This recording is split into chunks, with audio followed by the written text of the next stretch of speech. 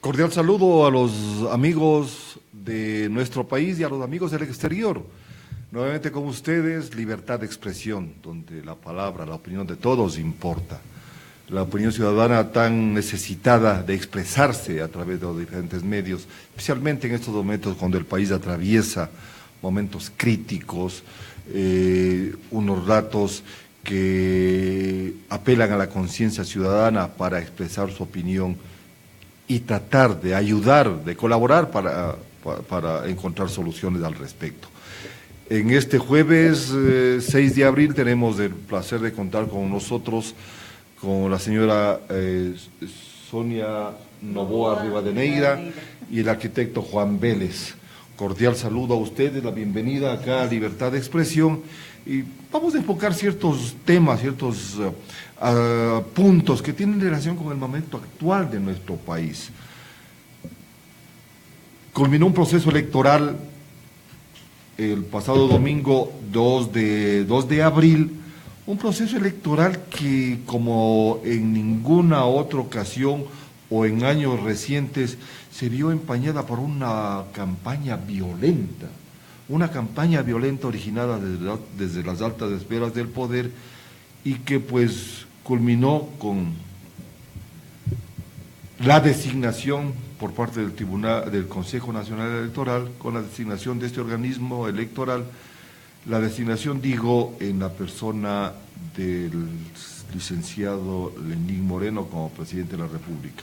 Una designación todavía cuestionada por amplios sectores de la ciudadanía, por expertos en leyes que dicen que todavía no es un presidente, que hay que esperar varios trámites legales que están en curso. Bienvenida a Libertad de Expresión.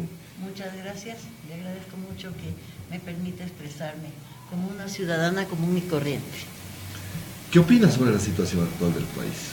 Bueno, realmente me parece, primero, que estamos en un estado emocional terrible, porque se ha sembrado una duda en todo sentido que nos tiene sin poder mirar un horizonte muy claro.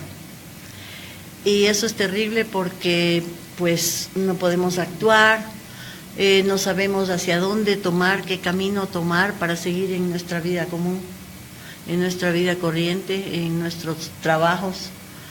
Y creo que de alguna manera tenemos que sobrepasar esta etapa emocional tan dura, ¿no?, para todos. Ha tocado a la sociedad ecuatoriana mostrarse, si cabe el término, valiente frente a las circunstancias. El arquitecto Juan Vélez, un destacado profesional de la arquitectura, un político, un dirigente histórico de un partido de tanto prestigio como la Izquierda Democrática. Juanito, ¿cómo ve la situación del país? Gracias por la invitación, un saludo para mi contertulia. Yo trataría de resumir esto parafraseando el título de una obra de García Márquez. Es la crónica de una muerte anunciada. Esto se veía venir porque parece que en algunas ocasiones el poder es un dulce que empalaga, pero que no les cansa. Y entonces había muchos sectores, y de hecho hay un sector absolutamente identificado con el presidente y su grupo de trabajo, que no quieren soltar esa permanencia en el poder, porque no solamente es una cuestión laboral, es una cuestión de manejo de poder. Y ese manejo de poder lo van a defender en todos los aspectos para consolidar ese poder. ¿Qué ha hecho la sociedad civil en este sentido? Bueno, en una primera etapa, en la primera vuelta, hubo una atomización de tendencias y de candidaturas que impidieron a lo mejor la formulación de un bloque de oposición, pero que era legítimo y era necesario. En mi partido, la Izquierda Democrática, nosotros creímos oportuno, y así lo hicimos, de impulsar la campaña de una persona que creímos era la más capacitada para ejercer el poder, como era el general Paco Moncayo. Pero lamentablemente las campañas se hacen también con hombres, pero también con recursos. Y los recursos en la campaña del Acuerdo Nacional por el Cambio, que era la izquierda democrática y más de 30 organizaciones sociales, falló en la parte logística, diría, en la parte económica, y de ahí los resultados que de alguna manera tuvimos que lamentar. En la segunda etapa vemos que ya se polarizaron las posiciones. Entonces, por un lado está el gobierno que quiere consolidar y aquel que pide, y aquel sector muy importante que es casi la mitad del país, que pide un cambio.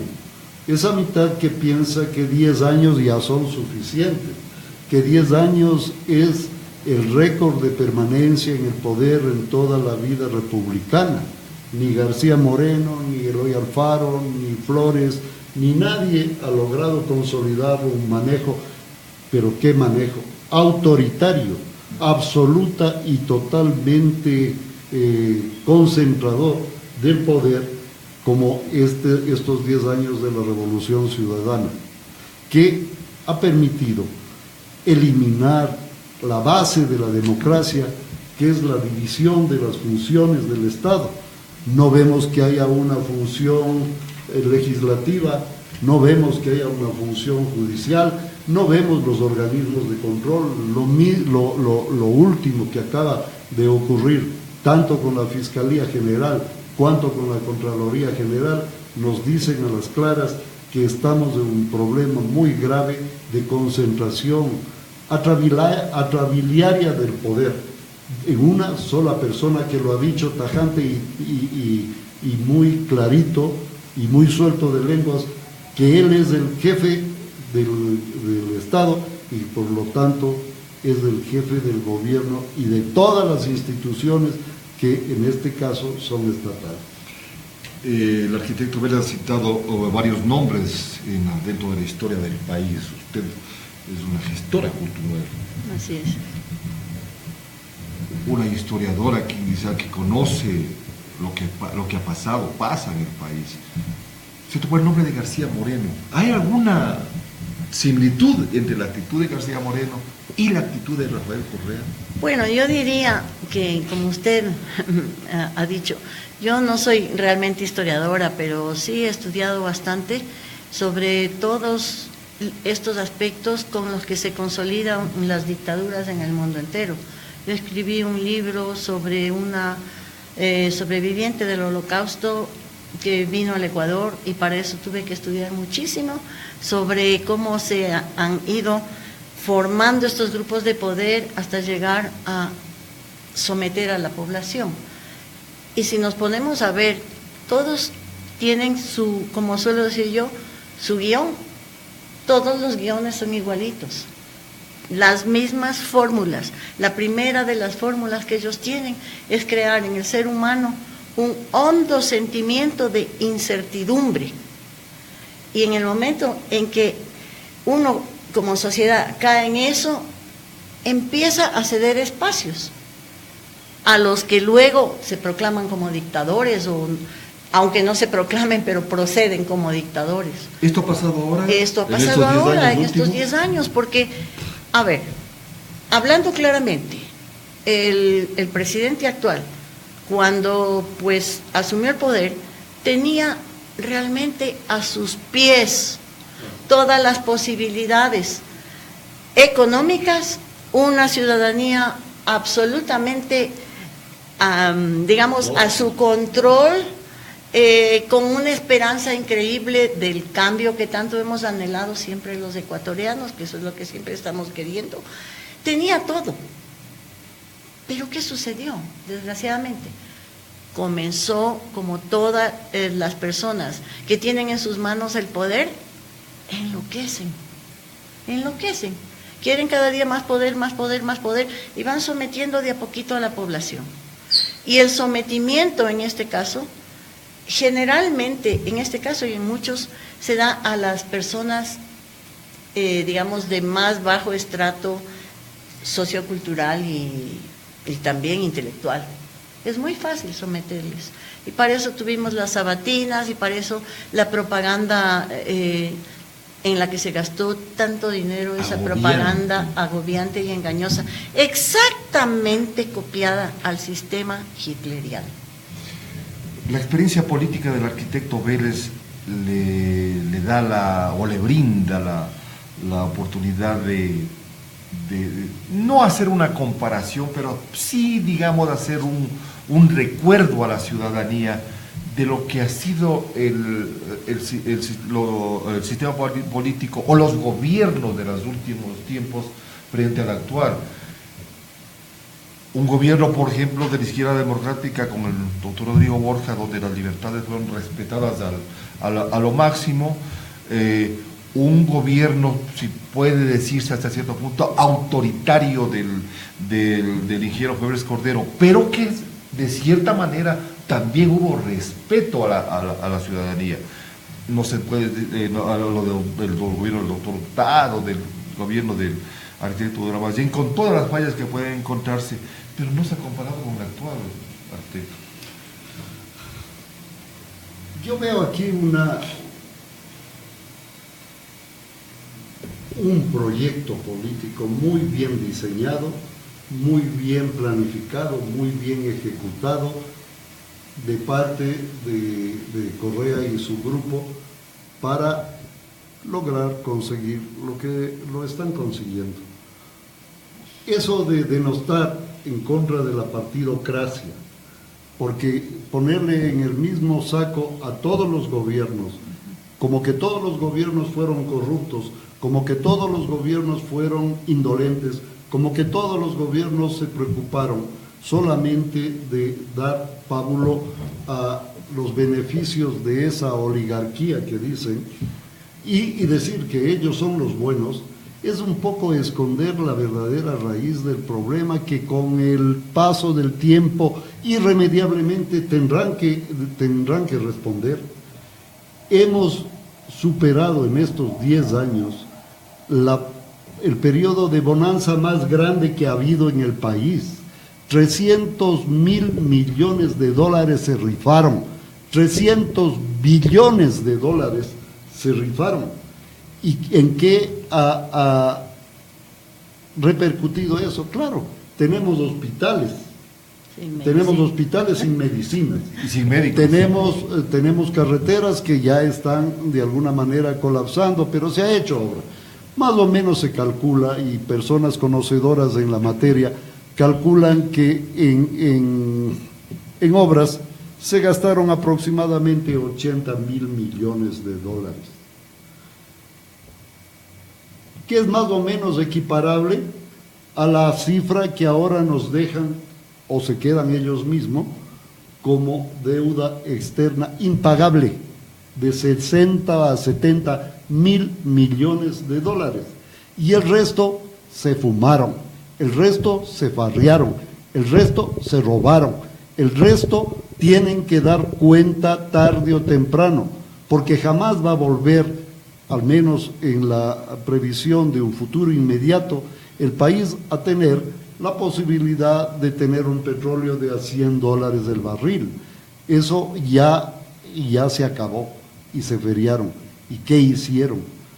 Cuando hace poquitos días con bombos y platillos inauguran el hospital del IES, el nuevo hospital del IES en Guayaquil, que dicen que es el hospital más grande del país, que se ha construido en este gobierno, un hospital de 600 camas, y que equipado cuesta 250 millones de dólares. Yo digo, qué bien que se hagan los hospitales. No es el más grande, ni tampoco es el más eficiente. Un hospital es un proceso que se desarrolla, no es un edificio, es el factor humano trabajando en un edificio para conseguir la excelencia del tratamiento. Pero, en fin, 250 millones de dólares, aplanar el terreno del Aromo en la provincia de Manabí, costó 1.400 millones de dólares. Hubieran podido hacer 5 hospitales de esos y no dejar un terreno botado. Hacer un hospital de esos puede ser igual que hacer estos edificios de aquí cerquita en la avenida Amazonas, los dos. Cada uno de esos costaría lo que costaría un hospital. Pero ahí está, ¿qué van a meter ahí? Burócratas que están en otros edificios que se compraron en este gobierno. Le pongo como ejemplo el caso del BIES, del Banco del Seguro. El Banco del Seguro tiene su edificio nuevo, comprado, recién terminado, frente a la Carolina. Y ese edificio ahora va a quedar vacío, porque tienen que pasarse a la plataforma financiera. El edificio de esto de la Judicatura, del Consejo de la Judicatura, nuevo, comprado en la parte de atrás del colegio, este colegio francés que funciona, de la Condamine, atrás. Tienen que vender y pasarse adelante. Se han rifado irresponsablemente la plata, nos han dejado en la ruina más absoluta, con unos índices de desocupación, con un índice de crecimiento de la economía negativo. Yo no sé de qué se van a enorgullecer, pero lo político, en cambio, manejaron también el discurso con las 520 sabatinas. La capacidad de trabajo de Correa es envidiable. Nadie podía haber hecho eso sí lo que él ha hecho. 520 sabatinas con la complicidad y el temor de muchos medios de comunicación que sábado a sábado se convocaban para adoctrinar a la gente. Y ahí está el problema. Miren ustedes lo que ha pasado en Manabí después del terremoto. ¿Cuántos millones recibieron de ayuda? ¿Cuántos millones recibieron del aumento del IVA? ¿Y qué es lo que han hecho en Manabí? En Manabí hay que ver los testimonios. Sí están construyendo una que otra casa. Sin embargo, tienen casi el 70% de la votación en Manabí. El presidente Vélez mencionó un tema que es muy importante, la construcción de ciertas edificaciones para el sector gubernamental, para el sector de la judicatura. Pero no necesariamente el hecho de que tenga un edificio nuevo o que tengan edificios nuevos garantiza eficiencia. El edificio nuevo que citaba acá, por muy cerca de la ONP, el edificio de algo de los tribunos de la plataforma judicial del norte, llaman algo así, parece, ¿no? Pero eso no garantiza de que se va a mejorar la justicia. No, es que nada de lo físico puede garantizar el funcionamiento de las instancias gubernamentales. Y eso es lo que yo siempre he dicho. En realidad, si usted se pone a ver, ha habido muchos cambios en el aspecto físico. Por ejemplo, en el asunto de la justicia. Realmente tienen computadoras, tienen muchas cosas de esa naturaleza. Y jueces también. Y jueces, y jueces propios. Bueno, pero se ha implementado la parte física como, digamos, pongámosle así, un cascarón, como un cascarón. Pero en lo interno, en el funcionamiento real, no existe tal cosa, porque si en la justicia han metido la mano, si ya no existe casi justicia, ¿de qué nos sirve tener un edificio muy lindo con computadoras y con gente preparada, entre comillas, para solamente responder a las necesidades del gobierno? Entonces, ¿dónde está el cambio? No necesitamos, y lo mismo pasa con los hospitales. Los hospitales pueden ser muy lindos por fuera, pero en detrimento de la atención a las personas que van a esperar que les curen, a pedir citas y les dan para después de 5 meses, y etcétera, que eso es la queja general de todos los ciudadanos que utilizan, por ejemplo, los servicios de los hospitales del IES. Entonces, muy lindos los hospitales, las camas donde se van a acostar las personas, pero Y además, considerando que la construcción de todos estos edificios de los hospitales del Seguro Social Si están haciendo con préstamos que hay que pagar en algún momento. Eso además, claro. O sea, yo le veo como a estos edificiazos y todas estas cosas, como dicen en mi tierra donde nací, en Guayaquil, muy lamparosas. Son cáscaras y en definitiva eso no le beneficia al ciudadano como tal, que está esperando que con tanto dinero que ha existido acceda por lo menos a un buen servicio público en cualquiera de las áreas. Lo mismo pasa en carreteras, lo mismo pasa en todo. ¿De qué nos sirven los cascarones si las áreas no están atendidas como se debía atender, como se atienden en otros países, donde inclusive países que son socialistas, en los países del norte de Europa? Supuestamente socialistas, porque ese socialismo es un socialismo adaptado a su realidad. Socialdemocracia. Socialdemocracia. Como sucede en los escandinavos, Exacto, ¿no? los países escandinavos. Ahora, como arquitecto, los edificios nuevos acá en el sector de la Carolina han opacado el paisaje, si cabe el término. Entonces, la arquitectura no ha servido de mucho, parece, ahí en esos edificios. Bueno, yo le adjudico una corresponsabilidad también al municipio de Quito, que es el organismo que tiene a su cargo de manera privativa el control del desarrollo urbano de la ciudad.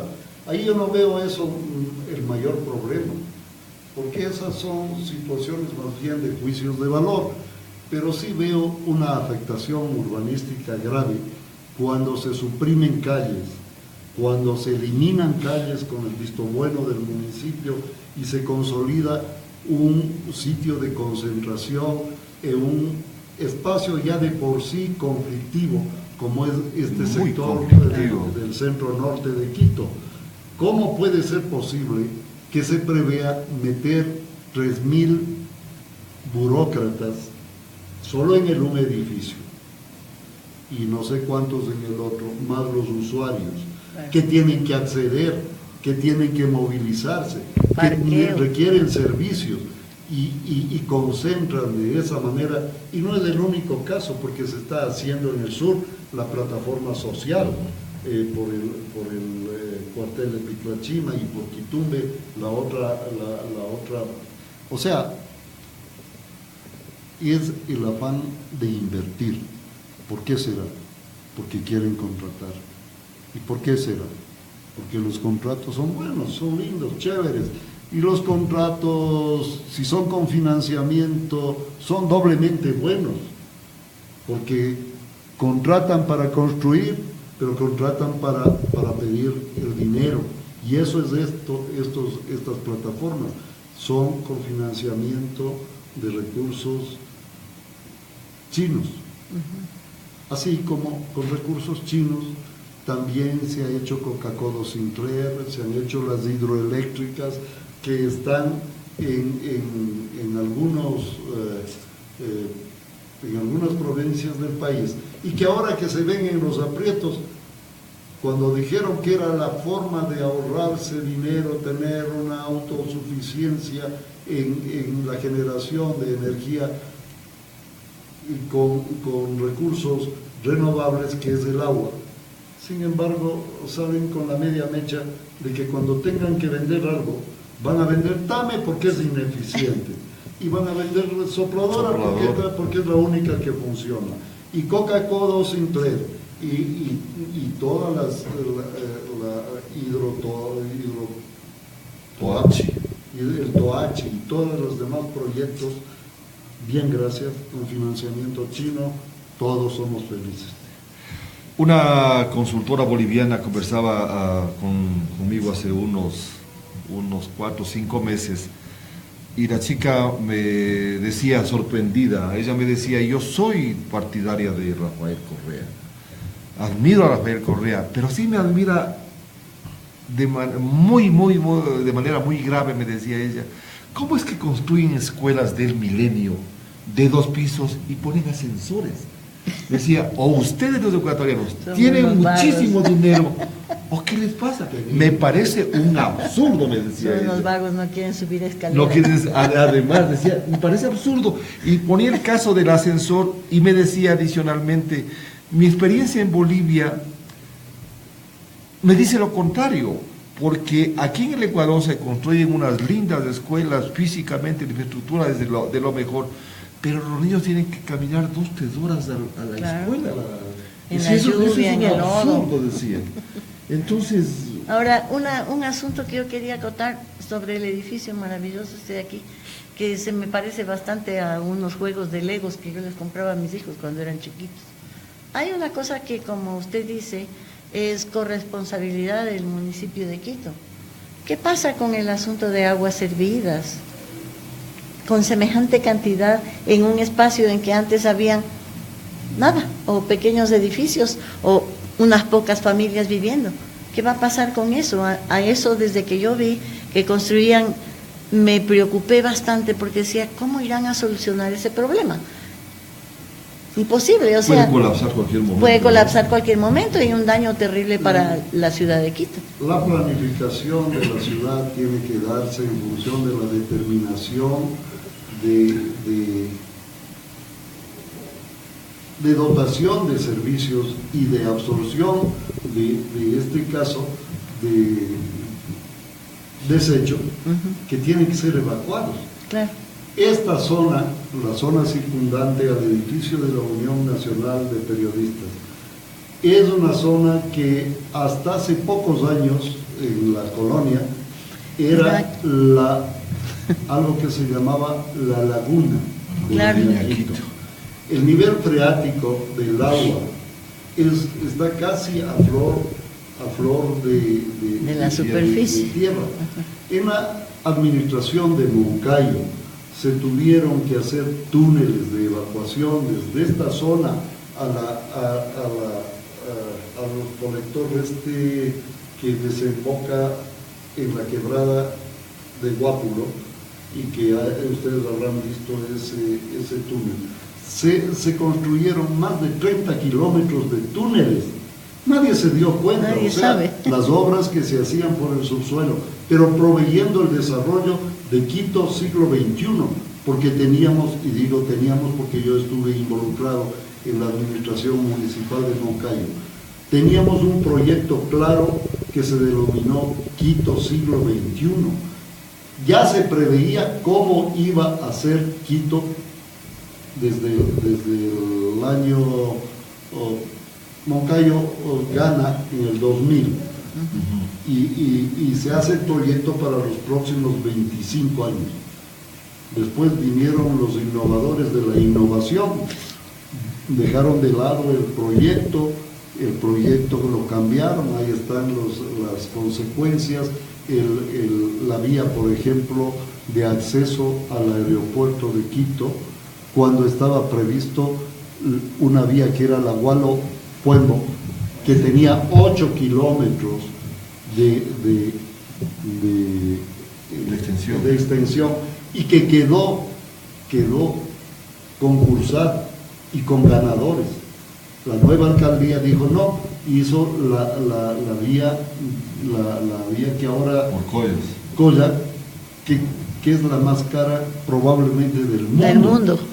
Una vía que cuesta por sobre los 30 millones de dólares por kilómetro. Cuando una vía, la nuestra, la que era la Colla-Puembo, probablemente costaba 2 millones de dólares el kilómetro. Entonces, esos cambios de criterio, y voy a ser infidente. Cuando se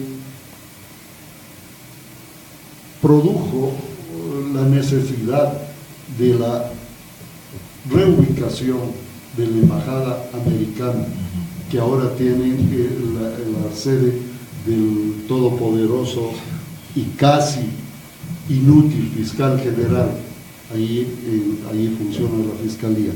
Yo estaba en el municipio y los señores de la embajada americana vinieron a evaluar las condiciones de acceso y de evacuación de estos terrenos, que eran terrenos del Banco Central y que era una opción para ubicar la embajada, y ellos con técnicos internacionales evaluaron que no era factible tener una instalación de conflictividad en ese sitio, y desecharon y fueron a ubicarse en donde ahora tienen la embajada, que les garantiza situaciones de orden más funcional.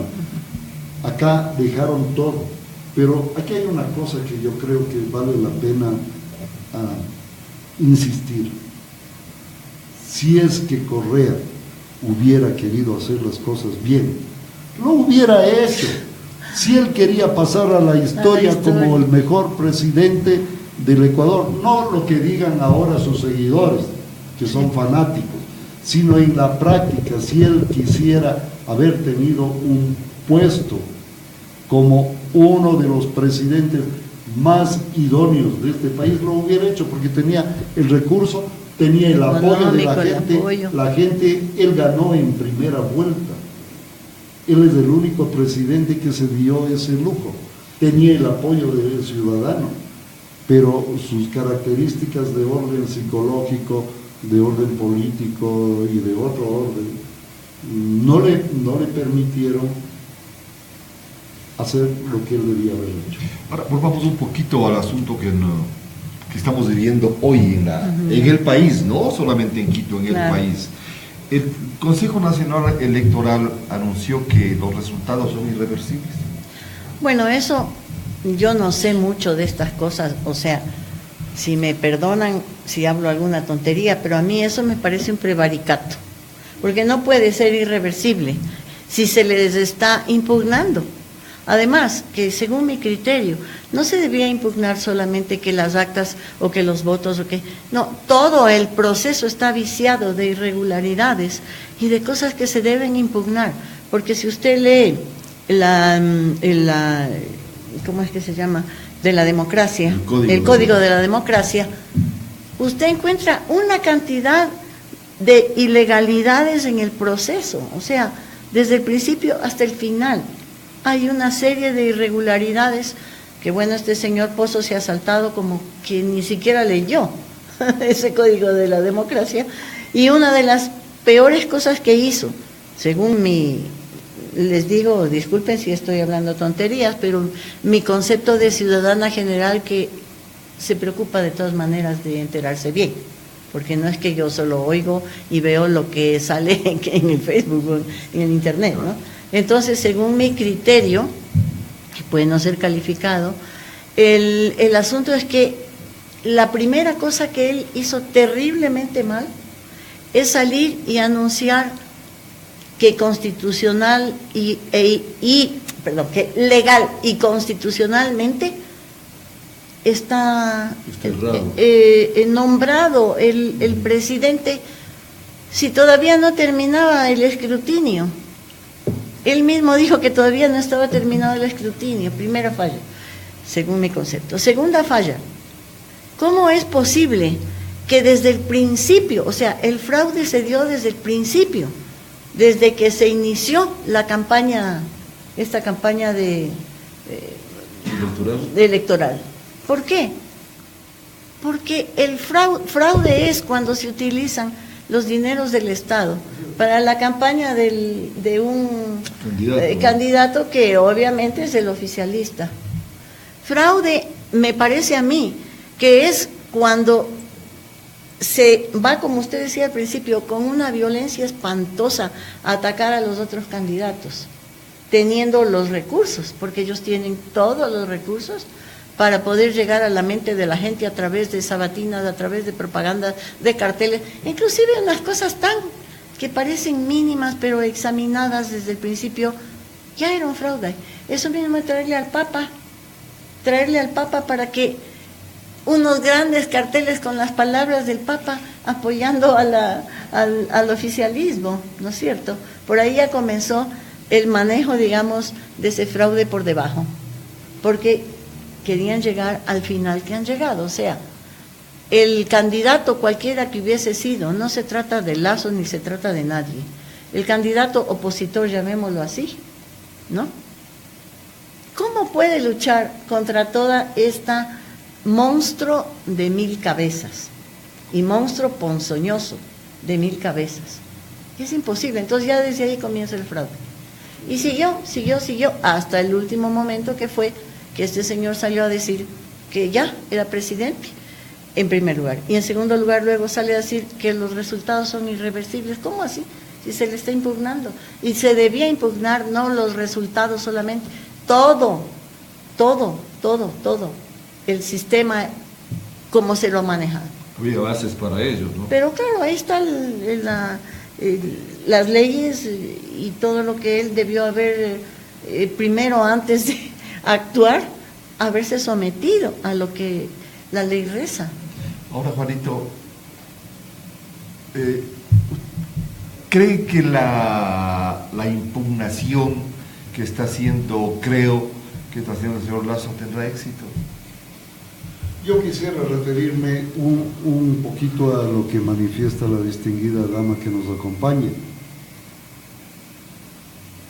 Y reitero con lo que comencé, esta era la crónica de una muerte anunciada. Exactamente.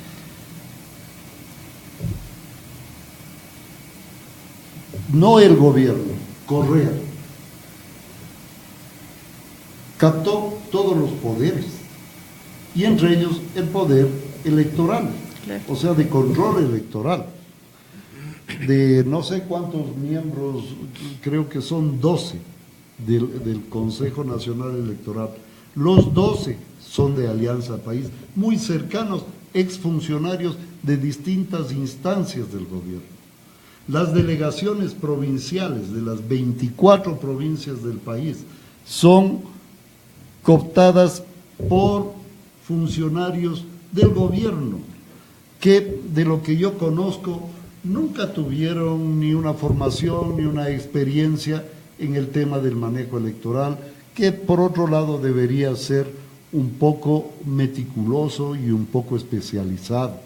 El hecho de haber puesto normas que permitan consolidar mayorías en los diferentes organismos como la Asamblea Nacional y haber cambiado los sistemas de Hunt o el otro de acuerdo, el de Webster, de acuerdo a sus conveniencias, también le permitieron consolidar una asamblea como nunca antes lo ha habido, de una mayoría irremediablemente adepta al presidente. Hoy mismo tienen 74 asambleístas para la nueva. En fin, en este panorama de control total se justificaba todo lo que decía la oposición, más allá de sistemas de partidos. Por ejemplo, mi partido decía: hagamos una moratoria del tema ideológico, peleemos ahora por la democracia, peleemos por el rechazo a la prepotencia, peleemos por que se rescate la identidad del país como tal. Después, ya cuando nos pongamos a trabajar, veremos qué salidas democráticas le damos, pero primero rescatemos eso. Y de ahí que muchos de los militantes del partido, como quien habla, y muchos militantes de provincias decidieron ir con la candidatura de Creo, porque era una opción de oponerse a la contraparte, que era esta que nos había sojuzgado durante 10 años. Ahora, tu pregunta, me dices, ¿crees que suceda algo? La impugnación tendrá resultados. A ver, ayer en un gesto de incomprensible magnanimidad, el señor Serrano dice: claro, les vamos a dejar, o sea, a ustedes les vamos a dejar que revisen las 1792 actas. Él tiene la prerrogativa de dar la oportunidad. Claro, así como prerrogativa tuvo, como dice mi compañera, el presidente del Consejo Nacional Electoral, de decir que el resultado que ellos con una aproximación de cálculo habían logrado ya es el definitivo y que es irreversible y que el señor presidente electo ahora, porque si le dicen licenciado se enoja, entonces el señor presidente ya se montó en la tarima, comenzó a cantar las canciones que no son de ellos, ni mucho menos. Que le interrumpa, ¿no? Que he conocido un caso en que existe en el país 2 presidentes al mismo tiempo. Ahorita tenemos 2. Así es. Bueno, pero sabemos quién ejerce y quién obedece. ¿Y quién ejercerá? Y quién ejercerá. Y entonces el señor cambia inclusive su personalidad, de lo jovial, de lo payasito que era, de lo preocupado del tema de los discapacitados, del circo social, que están botadas las estructuras en algunas ciudades y que costó más de 5 millones de dólares y que están botados como lonas y fierros viejos, sin que haya habido una sola función del famoso circo social. Y que le deben a uno de los constructores. Y que le han quebrado, y le han quebrado a eso. ¿Cómo han quebrado? ¿Cómo han quebrado a muchos contratistas del Estado? 6.000 millones de dólares deben a los contratistas agrupados en la Cámara de la Construcción. Pero cuando se hace reclamo a nombre de la Cámara es porque son los burgueses, son la oligarquía, son los pelucones, son pelucones que han dado trabajo, son ingenieros, arquitectos, constructores que han tenido que rajarse y poner en riesgo su patrimonio, y algunos lo han perdido, y estos son más o menos 6.000 millones de dólares que no tienen visos de pagarse. Además, cuando se pague, cuando quieren pagar, entonces ahí vienen los tráficos de influencia que implican un emolumento más para alguien que no sabemos quiénes son. Volvemos al círculo, ¿no? Claro, Primero arriba, o sea, luego seguimos, y entonces, ¿cómo te gastas 300.000 millones y solo inviertes 70, 80.000 millones y el resto a dónde va? ¿A los bolsillos de quién va? Es una gran Y pregunta. entonces tendría que alguna vez aclararse esta situación. Ojalá el tema de Odebrecht, el tema de Caminosca, es cosa de niños, comparado con el tema de las empresas chinas. Odebrecht y Caminosca no es ni para las propinas, comparado con el monto de las contrataciones a dedo, sin concurso, de las empresas chinas.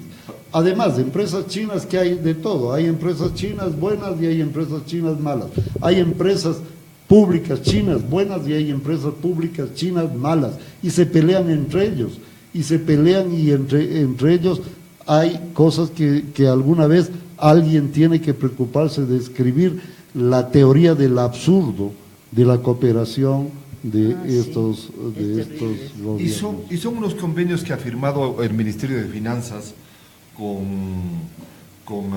varios bancos, entidades financieras chinas, pero que se las guarda en el mayor de los secretos. Son documentos públicos, pero no se los conoce. Bueno, eso también es una cosa que le llama a uno la atención en estos 10 años. Todo es secreto. La mejor manera de esconder las cosas es etiquetándolas como secreto de Estado. Todo es secreto de Estado. O haciendo que la Contraloría rápidamente me haga un examen especial y archive, claro. Porque ya hecho el examen especial ya nunca podrán reabrir eso. O cuando el propio fiscal dice yo sí sé quién es. Pero tampoco lo dice, ¿no? Tampoco lo dice, entonces seguimos en el mismo círculo cerrado. En el mismo secretismo que no sabemos qué mismo pasa. Claro, que ojalá en algún momento alguien o la historia misma del país revele todos estos manejos, ¿no? Bueno, le digo que la historia creo que es el gran juez de la humanidad. Lo que pasa es que a veces demora mucho. Demora, eso sí. Y se olvida. Olvidarse, y la gente, no. bueno, la gente, lamentablemente los ecuatorianos parece que somos muy olvidadizos y pronto olvidamos. Lo que pasa es que los ecuatorianos somos muy sentimentales. Ese es el problema. Y cualquier cosita sentimental nos hace olvidar lo que es el contenido de la Claro, a propósito de sentimental, ahora es oportuno mandarle un saludo al señor presidente. ¿A cuál de ellos? Al presidente en funciones. Hoy está cumpliendo años. Que lo cumpla feliz, que le soplen la vela, que festeje, porque realmente yo creo que el próximo año no va a estar aquí. Y además, aparte del festejo por el cumpleaños del señor presidente, creo que el pueblo ecuatoriano en general en sí mismo no tiene nada que festejar, ¿no? O el 50% no tenemos nada que festejar. Bueno, esto del 50% me hace acuerdo de, no sé si ustedes lo recuerden, cuando salió Maduro a decir que había ganado a Capriles y cometió el error garrafal de decir el 50% de mis votantes y el 50% de los votantes de Capriles. Entonces, ¿cómo ganó? ¿Cómo ganó? Igualito que aquí, igualito que aquí, igualito que aquí, Igualito, por con eso. los mismos índices, con los mismos porcentajes. Sí, yo he estado estudiando toditas las votaciones de todos estos países socialistas del siglo XXI y toditas son así con unos pequeños índices. Capriles con Maduro fue 66, o sea, él era 50, digamos, no me acuerdo. Con caída del sistema incluido. 51, Exacto. 48 y algo. Igual que aquí. Igualito, se cae el sistema y se cae todo. Y ahora, y aquí, según mandan, yo no entiendo de estas cosas informáticas, pero en el momento en que se cayó el sistema, se cambió a otro servidor. No sé si ustedes han visto eso. Y entonces en ese otro ya tenían preparado todo. Se bajaron nomás. Y a los 18 minutos. A dice los el Pozo 18 que regresó, minutos, ¿no? tac, regresaron ya con todo lo que habían tenido preparado según unos chicos que están analizando ahí, que son especialistas en informática, porque eso sí, yo de eso no entiendo nada, pero creo que ellos lo tienen muy claro. O sea, simplemente se brincaron a otro servidor, donde ya tenían preparados todos los números. Es lo único que pudieron hacer en 18 minutos. Sí, pero no te contesté lo que tú me preguntaste. ¿Qué crees que va a pasar? Sobre las sí. impugnaciones, sí. La impugnación generosamente se va a dar, pero con advertencia que van a establecer responsabilidades, ¿no? Puedo poner mi mano derecha al fuego, no va a pasar nada. No pueden, acuérdense lo que dijo el señor doctor Noboa, expresidente del Ecuador, cuando hablaba del tema de la corrupción. No van a dejar el gobierno, no van a dejar el poder, porque no pueden, decía Exacto. textualmente Noboa. No pueden, porque se van a la cárcel.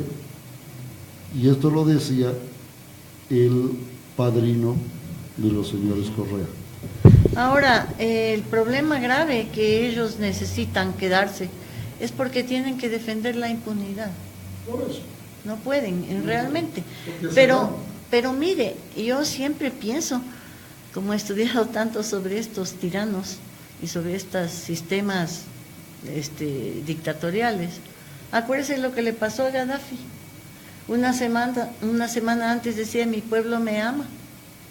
Y todos los tiranos han caído algún momento, porque las acciones malas, llámese Dios del universo o como se lo quiera llamar, tienen consecuencias y algún rato esa especie de karma que van sembrando se manifiesta en lo que yo llamo los imponderables. Por ejemplo, pongamos Al Capone. Mataba como le daba la gana, hacía lo que le daba la gana y no le podían llevar a la cárcel, no le podían enjuiciar por nada. Y se asomó el imponderable de que había estado evadiendo impuestos. ¡Pum!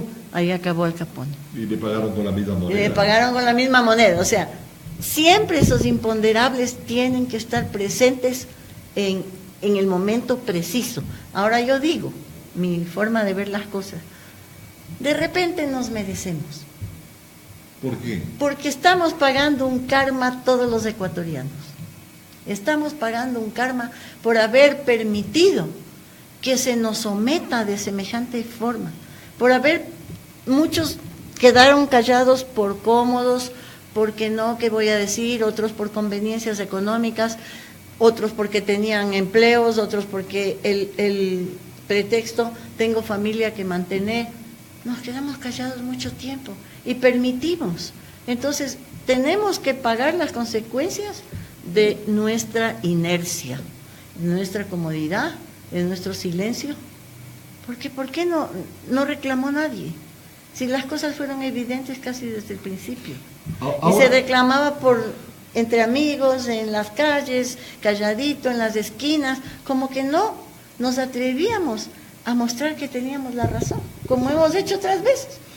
Y quizás se ve también un poco ahora, a pesar de que hay mucha gente que está saliendo a las calles en el norte de Quito, en el centro norte de Quito, está saliendo a las calles a expresar su malestar, pero como que no se ve en la mayor parte de la gente una incomodidad, una inconformidad, tranquilidad, son cómodos. Yo creo que hay que manejar eso con mucha sensatez. Tino. Primero, hay unas Fuerzas Armadas que están definitivamente sojuzgadas al poder político. El señor Patiño es uno de los elementos más cercanos al presidente y es el ministro de Defensa. Las Fuerzas Armadas lo han dicho, nosotros no somos árbitros de la democracia, somos vigilantes de la integridad del país y todas esas cosas. De tal forma que cuando los políticos quieren echarle la pelotita a las Fuerzas Armadas están actuando mal, porque no es ahí es donde van a lograr respuestas. Tampoco yo creo que la respuesta esté en un poco caldear los ánimos y provocar que hayan desmanes. Ojo, los desmanes que se están produciendo ahora son de personas infiltradas del gobierno, eso sí, en el cierre de los túneles y en el cierre de la vía del norte. Sí. Páez ha hecho un llamado más bien de tranquilidad. De tranquilidad, de sensatez. Vamos a quedar aquí esperando la respuesta. No es que vamos a incendiar el Consejo Nacional Electoral, vamos a manejar la protesta ciudadana. Pero yo creo que eso tiene un límite. Y porque tiene un límite, porque la gente también está poniendo un granito de arena para protestar por lo que está sucediendo. Yo no creo que deberíamos decir el país, tenemos el gobierno que nos merecemos. No nos merecemos este gobierno, no nos merecemos porque tenemos claridad en las cosas, pero más allá de lo que a nosotros nos involucre, pensemos en un país que vamos a dejar a nuestros hijos y a nuestros nietos. Y ellos no se merecen que este país que nosotros lo estamos manejando prestado ahora, les devolvamos en las condiciones en las cuales puede ocurrir. Yo tengo la seguridad de que no hay mal que dure 100 años. Y como bien dice, a la corta o a la larga van a tener que pagar las consecuencias de sus acciones. Imperios se han desmoronado en cuestión de días. De segundos. El tema, por ejemplo, del muro de Berlín. Eso el muro de Berlín un ejemplo maravilloso. 89, no sé cuántos montones de años. Se cayó solito a pesar de que la Alemania democrática tenía unas condiciones de desarrollo económico mucho mejores que los otros países de la órbita, pero no comparado con la Alemania federal. Sin embargo, se pusieron a compararse y se cayó sin disparar un tiro. Sin mayor violencia. Disparar un tiro y se cayó. Y unos alemanes se vinieron a ver con nosotros y se conformó el país que es ahora Alemania. Claro. Después, aquí cantan y siempre como que casi lloran cuando oyen las canciones del Che Guevara y de todo eso, pero el gobierno soviético se cayó de la noche a la mañana, un imperio que duró desde 1917, época de la revolución de octubre, hasta cuando Gorbachev y su perestroika se abrió. Y ahora, bueno, por ahí está el señor Putin tratando de hacer algunas cosas, pero se han caído, no han habido imperios de los como acá dijeron, que este era un... De los 300 años. De los 1000 años, no solo de 300. Lo 10 mismo años le ya pasó no a le soporta a Hitler. nadie. 10 años ya no le soporta a nadie. Pero un imperio como el de los nazis se cayó. Claro. ¿Por qué no podemos tener esperanza? Pero hay una cosa que sí le digo, no estoy muy de acuerdo con ser tan pacíficos. Yo hacía una broma en el Facebook que decía, necesitamos urgentemente asesores delincuentes para saber qué piensan los delincuentes, porque nosotros no podemos adelantarnos a saber lo que están pensando, y eso es lo que siempre ha sucedido. Y por ejemplo, ¿qué pasa con Venezuela? A mí me desespera. Conozco muchos músicos venezolanos que me mandan desde sus celulares las fotos, desde sus mensajes internos que nadie sabe las realidades que están viviendo. ¿Qué pasa con Venezuela? Eso dicen los señores, que es propaganda de la CIA, que es del imperio, nosotros también conocemos casos y testimonios de venezolanos, de profesionales que han venido a vivir acá, dejando todo.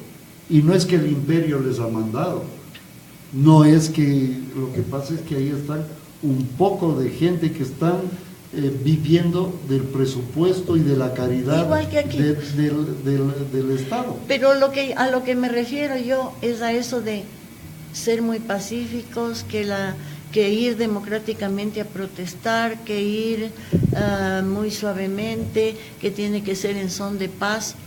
Hace 4 días he visto la marcha más gigantesca que en mi vida he visto en Venezuela. ¿De qué han servido todas las marchas? ¿Y de qué sirve? De nada. A eso íbamos, ¿no? A ¿De eso qué sirve voy. A eso voy. A eso iba la última reflexión, la última pregunta. Lamentablemente el tiempo se nos está terminando. ¿La movilización en las calles durará hasta qué? ¿Hasta cuándo?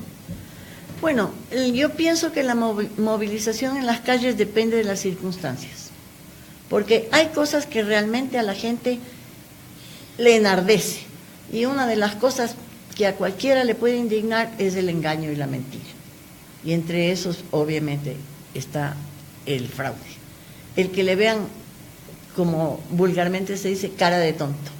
Eso le molesta mucho. Entonces, si es que eso se lograría canalizar en el sentido de que no es que tenemos que estar enojados por algo, sino que tenemos el derecho de defendernos ante un abuso más de todo lo que pues hemos sido víctimas. Yo creo que se puede canalizar ese sentimiento que se refleje en las protestas callejeras, pero conscientes, no viscerales, sin violencia, claro, pero con fuerza. Eso sí. Y con determinación. Eso sí. Porque si no, no sirven. Juanito, una última reflexión antes de terminar. Bueno, yo creo que tendríamos que hacer un acto de fe en el país, un acto de fe en que vamos a salir de este bache. Yo ya tengo, como les comentaba, muchos años de colono en Quito y he sido testigo de muchos procesos que se han dado. Muchos procesos que han sido evacuados de una forma mucho más expedita. Ahora no es que han tenido el poder de ejercer con las armas, pero sí las tienen las armas. Casos como por ejemplo el tema de los del Uruncoto, la afectación a los indígenas de las áreas críticas ambientalmente.